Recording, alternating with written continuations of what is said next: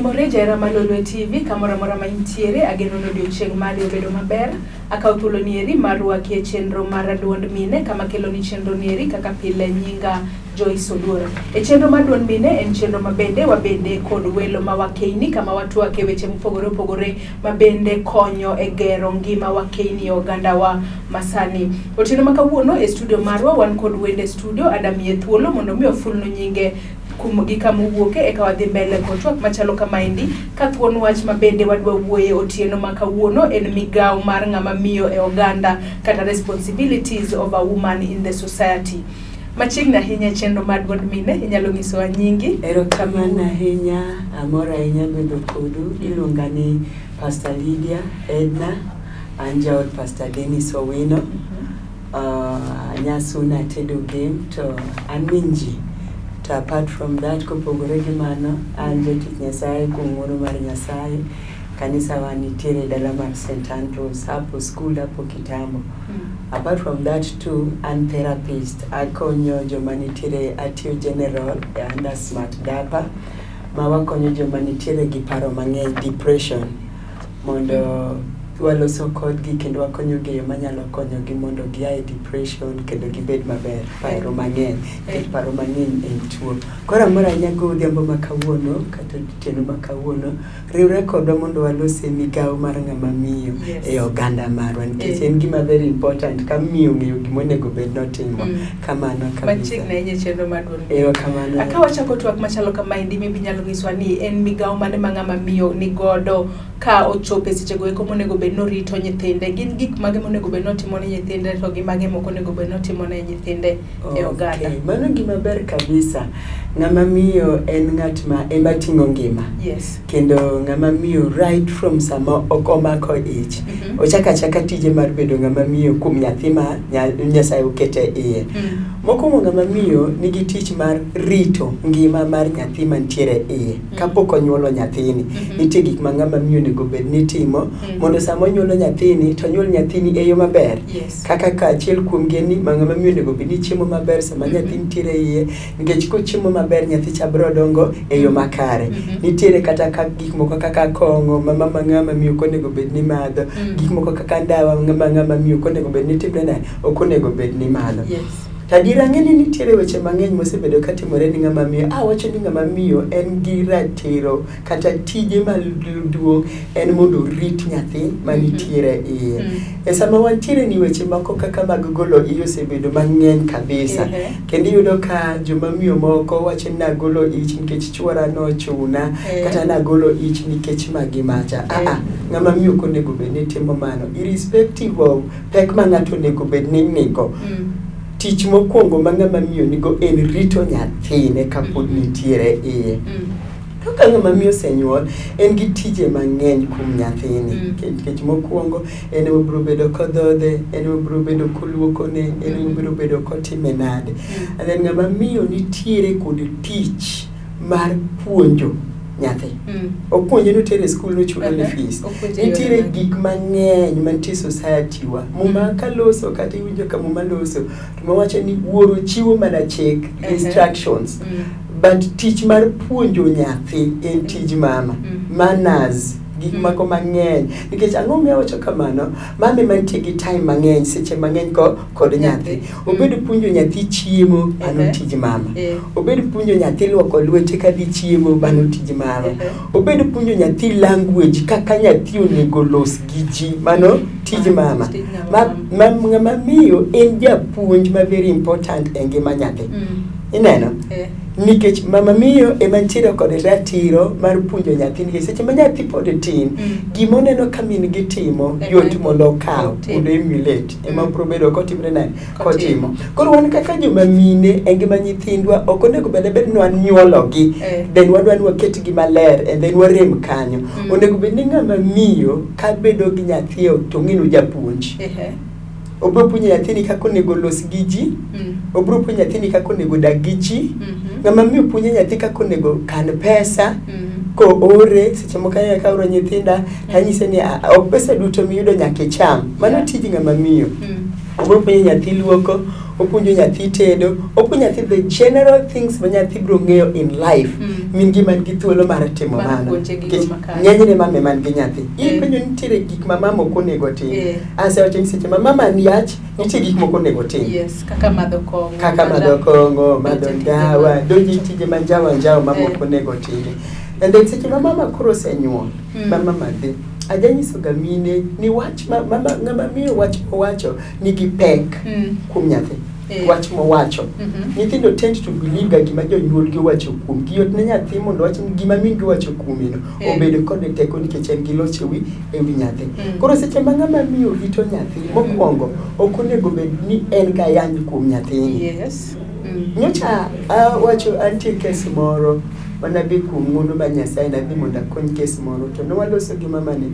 To mamani wacho ni jirani noyanyo nyathi. To wacho ni wach ma jirani noyanyo go nyathini osebedo akoyanyo go nyathi.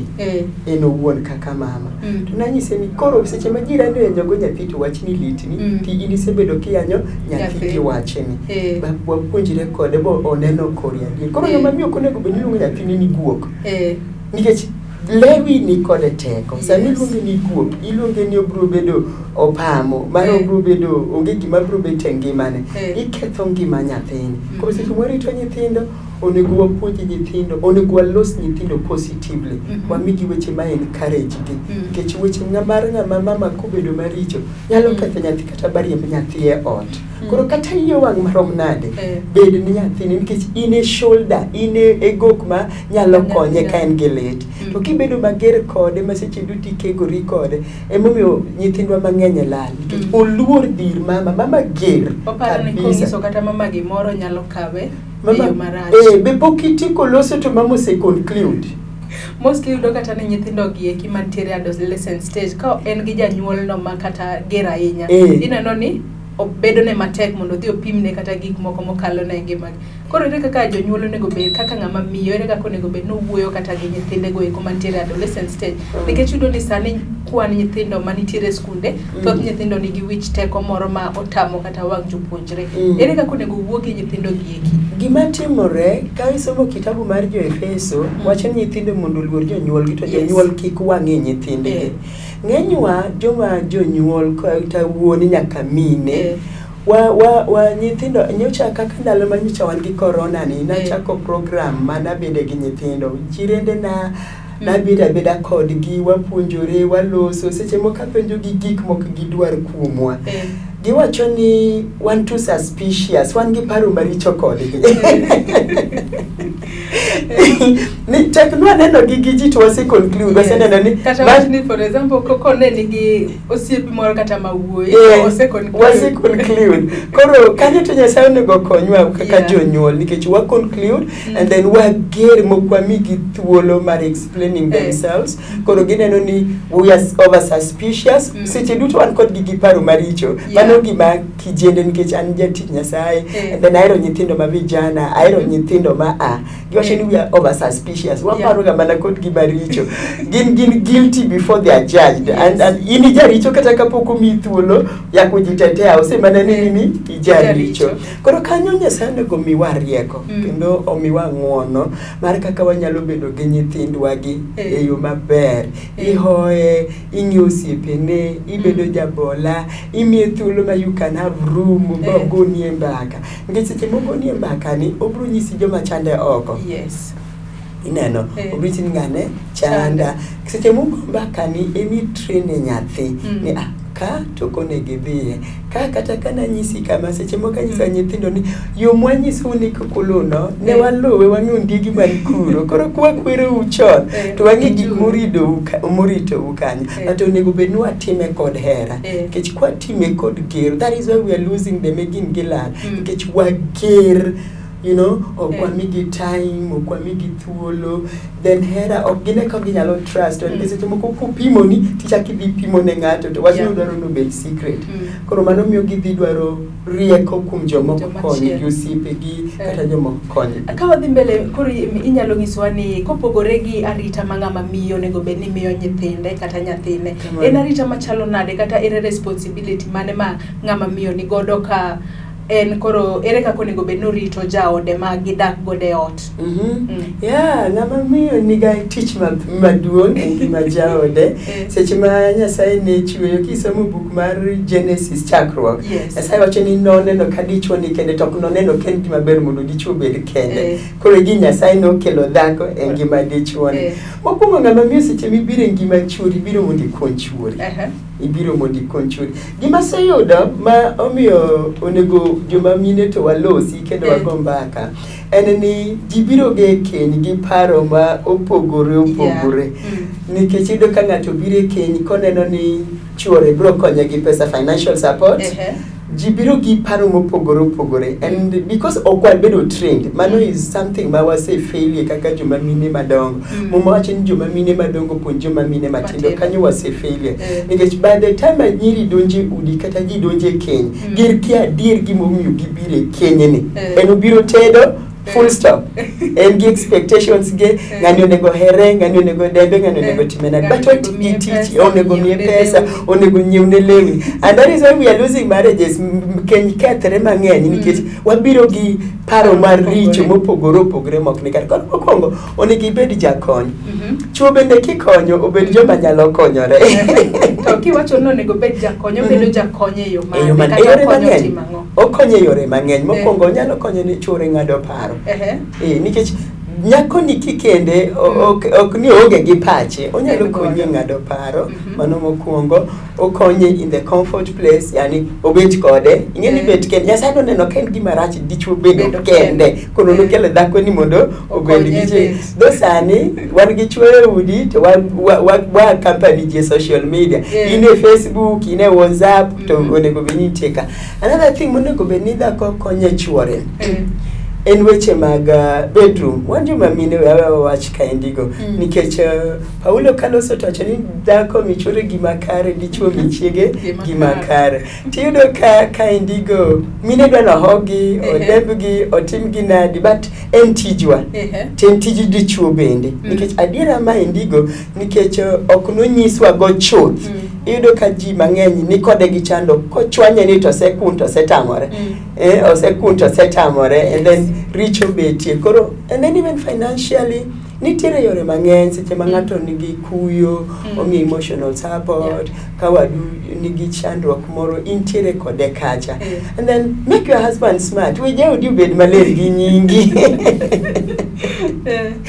Chemoro na winjo ka nyako moro wacho ni asom, adhi high school, adhi university, ayud degree, ayud masters, then aduga yudo kiwena sende sing. No, onego wakonyre. Make a man smart.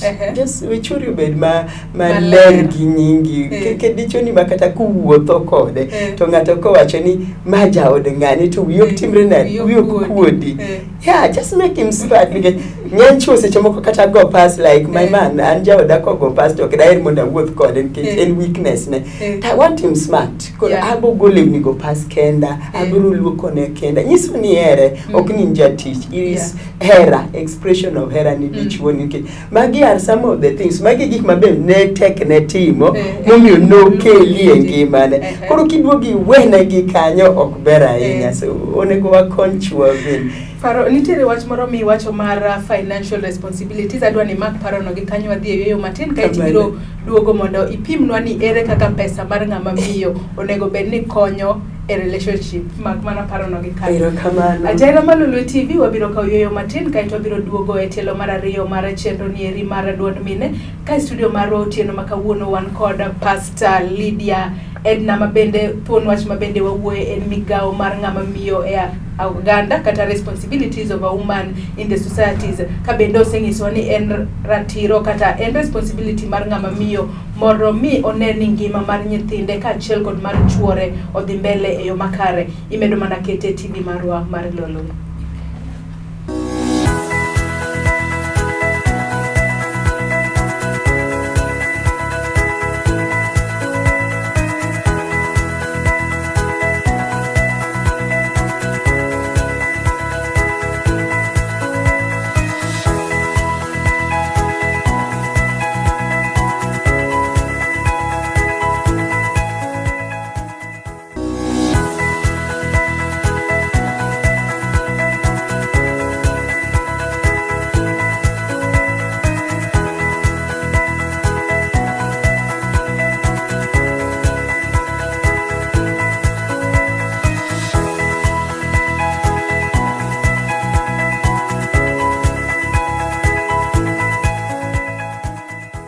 Machiegni kendo e tielo mar ariyo mar chenro nieri mar duond mine kama kelo ni chenro ni nyinga Joyce Odur ka wadhi mbele kod twak marwa mar otieno ma kawuono wan kod Pastor Lydia Edna kama bende wawuoye migao mar ng'ama miyo e oganda kata responsibilities of a woman in the society. Ka wadhi mbele kod twak machalo kama indi Pastor Lydia wawuoye e weche go eko mag joma mine mon gigo nego bed ni gitimo ka gintiere keny. Yudo ni thoth joma mine kodonje keny kata obedo ni en gi tije en gi paro moro ni pesa ne moyudo en pesa ne owuon. Pesa ma chuore yudo en pesa gi. Pesa mar ng'ama miye kenyere kaka onego bed ni konyo mondo at the end of the day family gi ni ochung' motegno kendo kik gibed gi chandruok moro amora e ngimagi. Yeah, wach mar pesa na en pesa na lakini pesa ni en pesa wa. Apante gima kele ng'enyne do onego bed ni kaka ne wawacho ni ng'ama miyo biro ngima chuore mondo kon chuore onego bed ni nitiere winjruok ma gibedo go kaka dhako kod chuo mondo pesa ni okony maber. Most families mama no setie ma pesa dhako gi pesa dichuo iketo kamoro achiel en ni ji no bedo trained kata kane pok gidhie keny ng'enji mondo matimre ji no bedo trained kaka gibiro handle finances gi kata pesa gi sama gidonje keny. To kane gisebedo trained matene dichuo ong'eyo kaka onego handle finances gi dhako onego ong'eyo kaka onego gi handle. Wakel gima kelo chandruogni ahinya. Ng'enyne joma chuo gere pesa gi. Unanipata? Kendo pesa neno kodwa ni losie.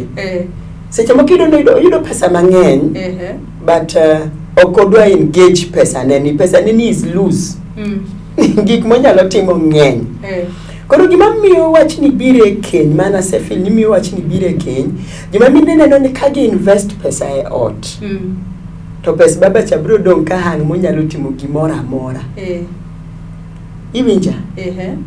Kendi yudo ni pesa nene kose hang monyalo timo gimoro amora emangi iwinjo ni en gi mpango wa kando kanye nikech otiko ni money is not a problem. The problem is how to use the money. So when a woman will do kata gima joma mine seche moko timo gani okay pesa ni money is not a problem ni koro wadwa tiyo kode. Unanipata? Koro emomia mama bedo ma tek e kelo pesa ne on board eod mondo ung'ere. Another thing joma mine se winjo kate mokel nitie gik mang'eny ma mine timo gi pesa gi e udi mang'eny. Iyudo ni seche moko mama oketo pesa ni e lwet chuore but ibro yudo ko furnish ode.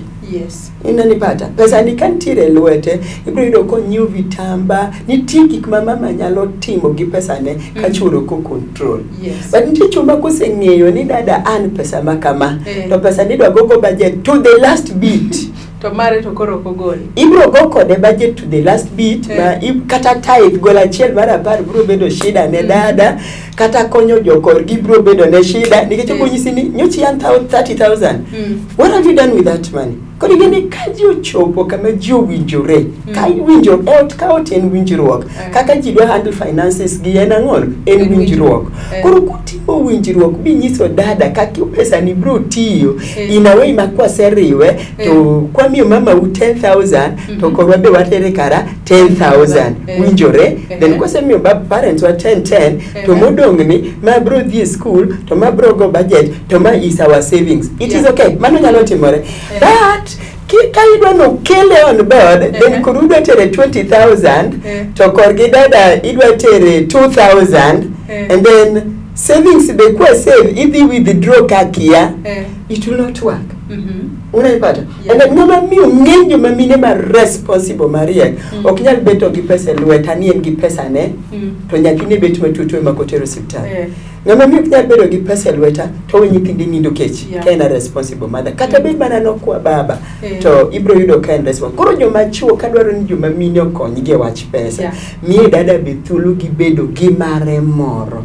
Mano number 2 ng'eny chuo yudo ni mama seche moko bro chako tiyo bang'e seche modonje marriage pod en housewife or struggle.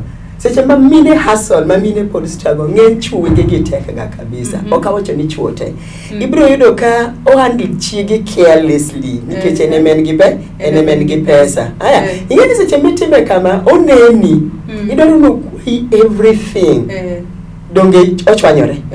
Oneno kaki handle pesa ochwanyore. So when she gets her money, she'll want to prove a point. Samobro chako tich, obro dwaro ni mondo kori bi ng'eni en gang'on. Abe koro an gi pesa na. Koro pesa na to pesa ni pesa wa. Koro en mana winjruok. Ka ndugu nyal baba bro bedo responsible to onyiso dada kaka gibro tiyo gi pesa to ok biyot ne ok bibedo mapek ne dada kelo pesa but ka akele to ine midwa control nikech ine at the head of the family to bro bedo ni dada mapek ko na winjruok kar pesa ka to na winjruok the way you handle your wife seche manin gi pesa enonge go and then the way mabidwa nyise no dhi tiyo gi pesa ne have you been support the family ne seche men down timonang ke awinyo kata chose jemo kido ka o save gi chege to nyisani the last time I checked you only to put 20,000 in that account but in gi kaina go chwanya ngato okay abo bido kenda abo keto pesa na kenda tibe pesa ni ubiri king yeah and then another thing to give me pango wakando seche moko casual marriages it really hurts a woman's heart you gari ne ngato obone na tima teka nyo gacha koro kama gonyalo bet maonge to kane ka pesa en shide marriage nikech kadende mosimi igengi mana pesa dutu ni nadi kihere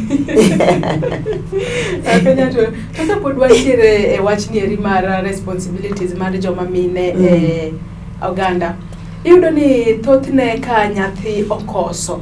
Ti iyudo ka ng'at ma dichuo ni ohero ga no blame ng'ama mama ne makosa mora mora ma nyathi oti ni nyathi ni no seche moko nyaka ta luongi nyathi ni no fuo ka in ben gima ber to ere kaka onego bed ni tieko gwandruok machalo kamago. Nyathi no kumara anabiro dalau ma onge gi nyathi ma nyathi to ine mane meya masiche moko be gik masando nyathi ni gi magi ka nyathi koso en nyithindo children are children mumo wacho ni nitie fuo mantie nitie e book mar Proverbs mumo wacho nitie fuo mantie kuom nyithindo migolo mana gi kedi seche moko kalosa gi nyithindo kata meka kata youth kana loso kod ganyiso ni nitie fuo moko man kuom mamumo ndiko ni golo kod kedi koro ok ni sa mora ma nyathi okoso nyithindo duto marito gin ga nyithind mama to nyithindo duto mabecho gin ga nyithind baba kokalo mano mar baba kotimo maber mano mar baba kotimo marach en mar mama no okonego bed kamano nyathi kokoso en marwa kodi onego wanon kaka wakonye kamoro achiel mine be nigi weakness achiel seche moko mine ohero nyithindgi ng'eny wuone ka correct nyithindo be dhi od mabod aseneno joma wuone ka chwado nyathi ok ochwad nyathi gi hera no mine be seche moko timre lakini mama chwado nyathi kod hera lakini babi nyalo yudo ka chwado nyathi ka gima en thuol idwa negi koro yudo seche ma baba dwa go nyathi mama taingilia kati which is not good nikech mama neno ka gima nyathi bro neno ka gima mama emohere to baba ok dware and because of that baba bro bedo gi attitude gima timore ka nyathi okoso onego bed ni baba gi mama bedi achiel kata ko bedo ni wachino mama neno korach to angi wache thingi but seche mokoso onego bed ni mama gi baba voice one word gimitimo ni rach okwatimre nari okwadware tikwere kamoro achiel mama oweyanyo nyathino fuo ka jokorgi nikech pok wa investigate seche moko bini akoru nikech seche moko senyuol nyathi onyalo gol ni donge mama manoting'e baba be en remb baba gik matimre ne gi nyalo bedo mag mama nyalo bedo mag baba so mama wacho ni fuo ka jo dalau nene kaka oraracha ka jokorgi to dala ne mitere baba moraracha ka en no emachuori in bende baba idak mana nyathi no. Let us respect ourselves. Baba respect mama, mama respect baba. Nyathi kokoso ji owinjore. Ibed gi rules. Ka baba okwero gimoro, mama bo yie ni gino en kamano. Ka baba wacho ni ji duge ot by saa 12, mama bo donja. Nikech nyithindo koneno ka un gimoro achiel, bro konyogi. But kun divided, nti bo bedo nyithind mama kod nyithind baba. Mano wakethogi. Ok bro bedo kwatimo maber. Ka watieko Pastor Lydia, inyalo nyiso ane iyudo ni thoth joma nyiri sani donje Kenya katindo to mane manyalo bedo ni kelo gwandruok kata lwenje mang'eny mag kit chwech domestic violence gin gik mage ma joma mine gi eki kata nyithindo manyiri matindo nego bed ni puonjo mondo mi ging'e ni ka donje Kenya donje nikech magi to onego bed ni magi gik monego bed na ng'eyo to magi gik monego bed ni onego bed natimo? Gima wacho en adiera. Sani Kenya en mana ng'uono. Nikech gimomiyo ji donjo e keny ji kia. Ng'eji. Jomoko paro ni en love. And then they realize, love is blind. Then you realize, nikisetedo to love leaves you. Wangi koro yepo ineno. And by the time ineno, nyathi achiel kata nyithindo ariyo kata adek. To koro kidwa neno kata kinento. Iking'iyo wadu to ang'o mane ber about him, and you're like really, but you're already here. Koro gima ber mana neno, mana mine onego bed role models. An kama anti onego bed role model, in kama inti onego bed role model. Let us just choose to be teachers. Nikech mumocho ni mon madongo mondo puonj mine matindo. Kako onego giher chuogi, kako onego giher nyithindgi, kako onego girut utegi, en gima onego bed ni bedo trained. Kaka in our churches, ka nyithindo ntiere church, onego bedie that place. Mine is a burden I've been having in my heart. Nitiere children ministry masebedo go for years in my heart. Ilongo ni Rehoboth Children's Ministry. Sani antiere gi office e dala mar St. Andrews kama wantie gi church no indogo. En gima asebedo katimo like aparo nyecha ndalo machon gi corona. Na bedo gi nyithindo manyiri. I will train them to bake. Na puonjo gi timo tedo cake, apuonjo gi tedo donuts. And during that time kind of together, na puonjo gi around how they should dress appropriately, how they should relate with men, and what they should do in life before they get married. Because you know kangenywa jonyuol tiyo matek kadwaro pesa mondo puonjgo nyithindo, but we never have time for our children. Mano is where the problem is. Waloso pesa mondo water nyithindo e school. School ibro mana puonje science, tipuonje chemistry, tipuonje biology. But the social part of this woman is not handled. There's a lot of women empowering, the empowering of the girl child. But the girl child was empowered in her pocket financially and in her brain. But socially kakodi dark for the rest of her life in marriage is not touched. Koro that is one thing ma an gi baden. Ni nyathi manyako kata nyithindo ma yawuoyi onego bed ni puonjo nikech apart from having money and apart from going to school, and dhako dhi bedo chi ng'ato, odhi bedo min ng'ato. And this is a lifetime thing. Ma onego bed ni nyathi ng'eyo ni ka donjo e marriage to it is a lifetime thing. Ok sani ma wa handle marriage like it is a contract. Or nyocha winje some funny phrase masebedo ka winjo kiwacho to Nyasaye ishindo katika jina la Yesu nikisumo en pap onge chuor ng'ato ka onge weche ainago. And nyithindo donje marriage with that notion ni imayo watu amecho. Onego watrain nyithindwa ni when you are getting into marriage you are there to stay. Mane is one thing onego bed ni wang'eyo ni gimidonje ni it is a lifetime thing. Marriage kende makanga to timarus timi certificate kapok graduate. On that very day osemi certificate kaponi timarus. Birth certificate imi senyuli, but you don't even need to say migo. Machenango onego benwa train nyithindwa the value of marriage. Ang'o momiyo ng'ato donje keny. Mano mokwongo. Onego bed ni nyise ni keny ni kidonje idhi bede body chuo onego lur chuori. Luoro dichuo onego puonje. Hero chuore onego bed ni dhi puonje no onego here chuore. Onego bed ni puonje no onego here nyithinde. Mago gik monego bed ni puonje. Onego bed ni hand over this baton. Onego bed ni puonje ni she should keep her home. Onego bed ni en manager in that home. Onego bed ni pesa temo ka feel kaka ndalo corona nan galoto cases gi nyithindo manyiri manyisegi ngene kagi ngane no wacho ma ngane no timo. What type of wives will you people be? Ubro romo jigi cases. Onego bed ni wapuonjo gi how to relate with one another in the society. Koro mago gik manyathi manyako onego bed ni puonjo. But by the time udonje keny, number 1 onego bed ni ong'e ni en ka to stay. Okay, ni ka nikinyo nyalo wuok kata nyalo wuok sasa. Amen. Jaira Malolo TV de wagomba inyadhi mbele kotwak machalo kama ini lakini nyisani samaro mano miwo serumo agikanye mwachopo godo e giko mare chenro mare duol mine mabende ne waiko ni Lolwe TV otieno makawuono ka studio mare otieno makawuono ne wan kod Pastor Lydia Edna Kathuon wach mabende ne wawuoye en migao mar ng'ama miyo e oganda kata responsibilities of a woman in the society. Ageno ni yudo puonj makare kendo kata in kaka ng'ama miyo nyalo neno gigo eko ma isebedo ka okitim mondo mi kwan gi chak timo gi mondo ngima mar nyithindi ka achiel kod mar jaodi odhi mbele e yo makare. Nyaka kendo warom e chenro machielo riti masani nyinga Joyce Oduor. Erokamano. Amen.